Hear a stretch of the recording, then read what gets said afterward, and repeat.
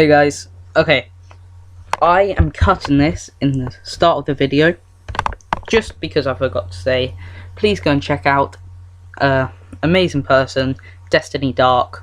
She's a great YouTuber. She does some makeup tutorials of anime, some drawings, stuff like that. Okay, go and this random video, to be honest. So go check her out, great YouTuber, make sure you do that guys, and let's get into this video then. Hey guys, DJ JPW back again, playing Everlasting Summer. I'm trying to keep track of time here. Hopefully I will do it this time. Right, sorry if you can hear that outside, just got some neighbours doing annoying stuff. Okay, let's get back into this. Hope you guys enjoyed this. Now, actually what I want to say first is my save didn't save, so I had to do it all again. So, sorry if I'm on a different line, but let's get back into this. Well, not everybody likes it here. And what about you? Me? Yeah. I love it here, it's great. Then you don't need to worry about what other people think. Well, I don't really worry. Slavia laughed. This conversation seemed to be leading me far astray from where I wanted to get. And you're worried yourself. Really? Why'd you say so? Well, when someone is chewing so intensely. I'm sorry. It's okay. I couldn't bring myself to be more cautious around this girl. But why her in particular? Why not any other local inhabitant? Every one of them looked completely normal to me. Preciously normal. So normal it sends chills down my spine and into my marrow. Normally, not like a neighbour with a power drill. Wait. Normal. Not like a neighbour with a power drill in one hand and a subwoofer in the other. What is a subwoofer? I have no idea what that is, guys. Not like a passenger you can often meet in a subway or in a public transport. Not like a co-worker at the next table in an open plan office. And not even like a friend who only differs from other humans in constant insistence. All of them look normal, as if I would expect them to be, with their own downside, but without any superpowers. And Slavia was also cute. I glanced at her stealthily, not knowing what to say. I'm sorry, I wanted to show you the camp, but was run off my feet. I didn't miss anything while on my own, I guess. Are you sure you haven't missed anything at all? She smiled so brightly, and I had to drop my eyes in confusion. I think that's confusion. I read it quickly. I'm not going to do that again. Well, how would I know? It's my first day here. Okay, and what have you seen so far? I've seen the square, this canteen, the football field. And what about the beach? Just from afar. You really should go there. Or let's do it together. Let's be together. Wait a second, guys. Just get my phone. Don't worry about that, guys. Okay. Yeah. Okay. We will. Her naturalness started to scare me, but then I thought, what if everything that happened here whatever it happens here is how it's supposed to be, and this world looks strange only to me, while for them it is normal. Maybe I was thrown into the past. Yes, that would explain a lot. Can I ask a stupid question? No. Slavia smiled and stood up from the table. It's late. Can you find the way to Olga Dominvin's by yourself? Of course I can, but why should I go there? She'll settle you with someone. What for? Probably this question seemed stupid because Slavia burst into good-natured laughter. You'll need to sleep somewhere, right? That makes sense. Fine, I'll be off then. Good night. Night. It's strange that she left in such a hurry. A bundle of keys left in the door lock caught my attention. I was going to catch up to Slavia, but where does she live? And knocking on every door during the middle of the night didn't sound like a bright idea. Let's take the keys. I'd better take them. I'll give them back tomorrow because who knows what happens here at night. Such thoughts gave me chills. It's me who needs to be careful here in the first place. The night, through dark, wasn't silent at all. One could hear chirping crickets, the song of the night birds, and rustling trees from everywhere. A sudden desire to follow Slavia's advice and go to the camp leader's cabin appeared. I don't know why, but the sight of the unknown bronze builder of communism put me in a constructive mood. I sat on the bench and started to recall everything that happened today. That was all my constructive mood could offer. Here was much brighter than near the canteen, and tardy pioneers were running by, so this place didn't seem scary at all. Bus, summer camp, girls. I was so tired from everything new and strange that I could not come up with a single explanation for what's going on. I heard a barely noticeable rustle nearby. I shivered and looked in that direction. A girl? Reading a book? Lena. I decided to move closer and talk. She was the only new person I had met here without exchanging even a few words. Hi, what are you reading? Lena was so surprised that she even jumped. Sorry, didn't mean to scare you. Never mind. She blushed and stared at the book again. So what are you reading? On the cover was written, Gone with the Wind. Phrase book or keep silent.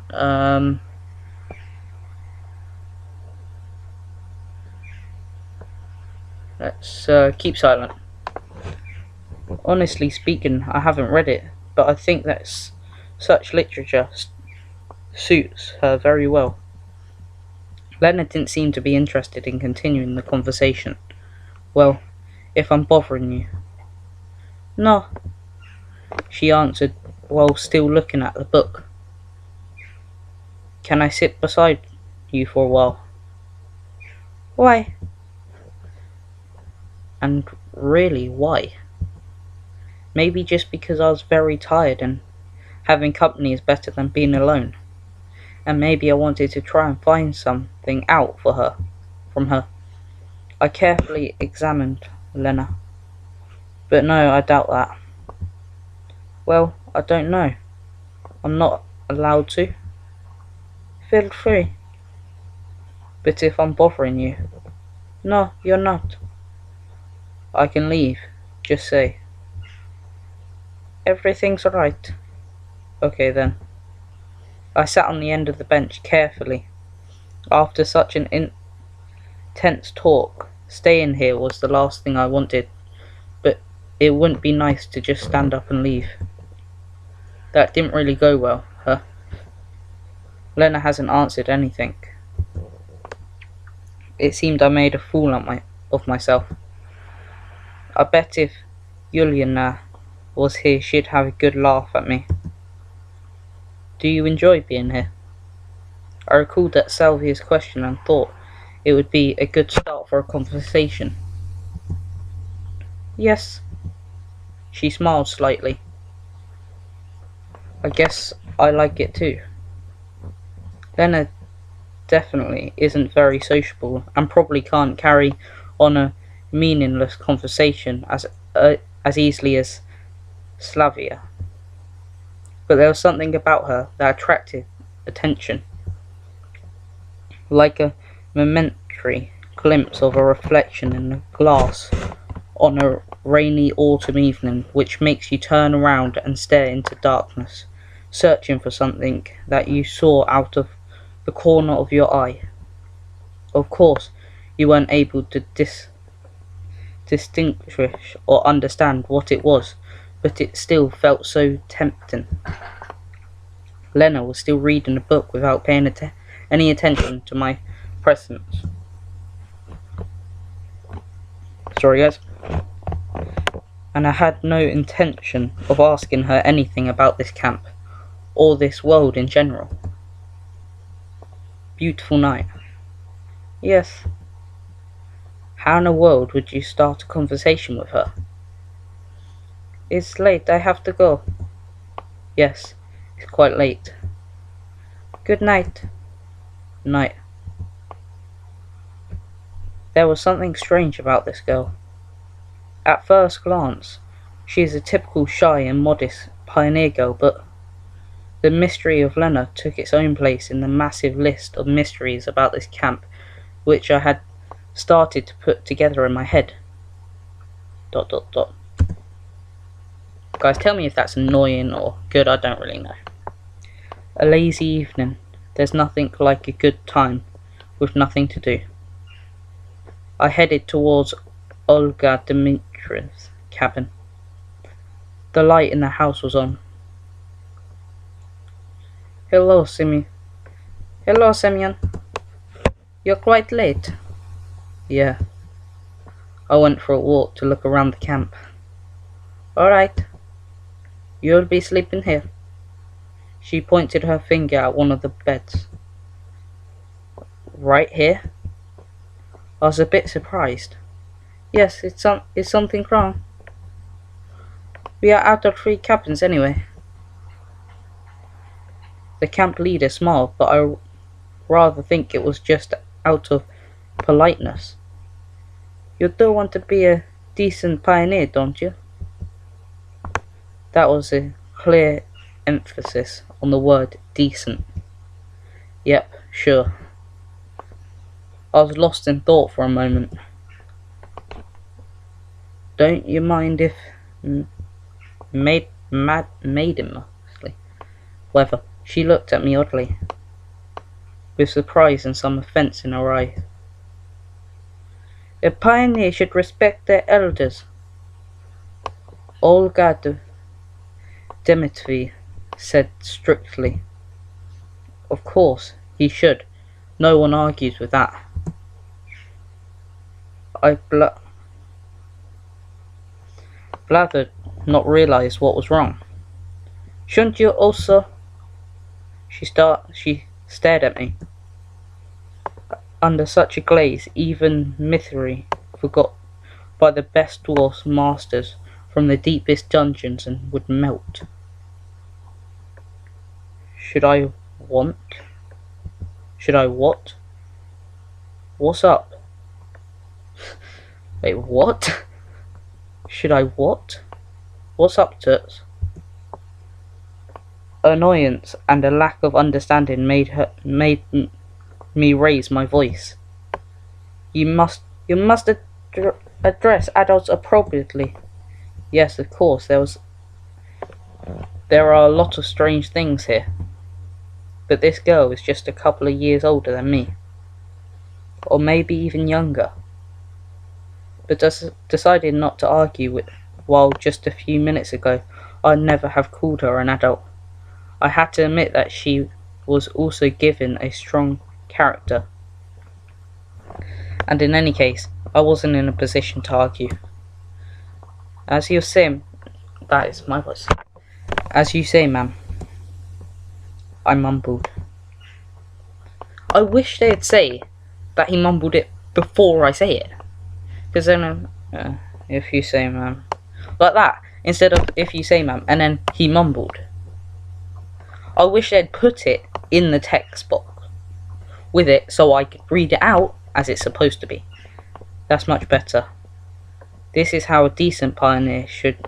Oh, that's much better. This is how a decent pioneer should conduct himself. And now it's time to sleep. Honestly speaking, I was going to become neither decent nor an indecent pioneer. Just yesterday, I wasn't going to become a pioneer at all. But do I have choice now? If you don't want to, we'll have to make you. This is a motto Olga Dmitriev was probably going to use. I climbed onto the bed and closed my eyes, only to realize how tired I was after today. Something hammered in my head awfully, as if my brain had started a night shift, and they seemed to be aiming more at rolling steel, working on something more sensitive. The bus flew through my mind, and the square with the monument, the canteen full of pioneers, and the sorry guys, I can't think today for some reason. Malachus face of Aliena, Slavia, Lena, and even recalling Elisa didn't give me too much of a negative feeling. What if I'm here for good?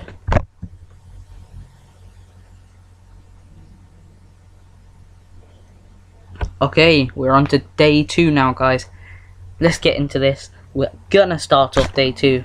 Obviously, not gonna finish it, and we might get movement options here, such as these leaves here. I was having a dream. It seemed like I was in some kind of vacuum with nothing around me. But not only around, I was the only creature in the universe. And if the universe had returned to a state of singularity right before the Big Bang, and something was just about to happen, suddenly I heard a voice. I could not make out the words, but it sounded familiar. The voice was whispering something gently, as if soothing me. And then I realized it was the voice of that strange girl from the bus. The girl from the dream. But what is she trying to tell me? Who is she?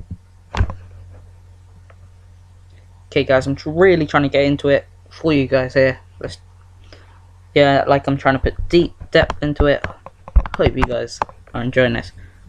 I woke up. Bright sunlight struck my eyes. It was almost noon. After stretching lazily on my bed and yawning, I started to recall the previous day. In few seconds, all its events passed before my eyes: the bus, the camp, and the local inhabitants. Let's just call them residents. No, that's just wrong. This whole situation, not me being here, it was wrong by default. My attitude towards what was happening was wrong. Because yesterday I fell asleep here, just like that. And before that, I chatted nicely with the local pioneers, even managed to crack a few jokes. How could I act like that in such a situation? I should be frightened, startled by every little rustling. Should avoid all contact with the potential hostile creatures. The last day's events were getting hazy, like I had a hangover. This really feels like the morning after a heavy drinking party. Yesterday's natural, flawless, absolutely normal conduct becomes a nightmare in the morning, a gross illusion from the Divine Comedy. Yes, it's just like that, and I can't change the past now. Then again, I'd probably assured the situation and was acting accordingly. I glanced around, trying to figure out whether I have been thrown somewhere else, but Olga Demvin's cabin looked the same as yesterday. Everything seemed to be in its place except for a pioneer uniform which was hanging from the bedhead. I fumbled with it in distrust and tried it on. At least this is better than walking around in winter clothes. Wish I could see myself. Bet I look like a clown. And for that I needed a mirror. At least a tiny one. I finally found one on the wardrobe door. Holy! I looked at the newfound pioneer and jumped away in surprise. There was some teenager on the other side of the mirror. He resembled me, but he wasn't me. Where did the weak stumble go? Where was the bags under my eyes and the slouch, that deathly fatigue on my face? It seemed that I had not been thrown back in time or into a parallel reality, but instead had simply changed bodies with someone else. Right, that's real simple. Such things happen every day. I took a closer look at this stranger, and only then I realised that it actually was me. It just wasn't today's me. Maybe the one from between my school and university years. Well, at least then something. At least that's something.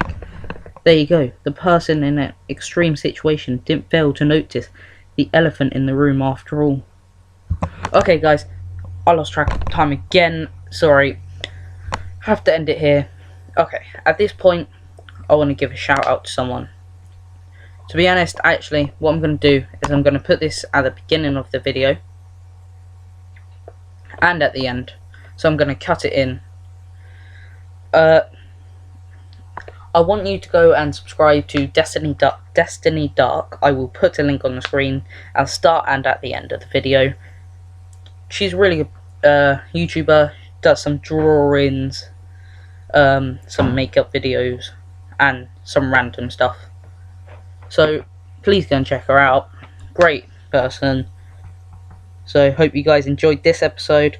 Please leave a like, a sub, and comment. Okay, see you guys next time. Bye.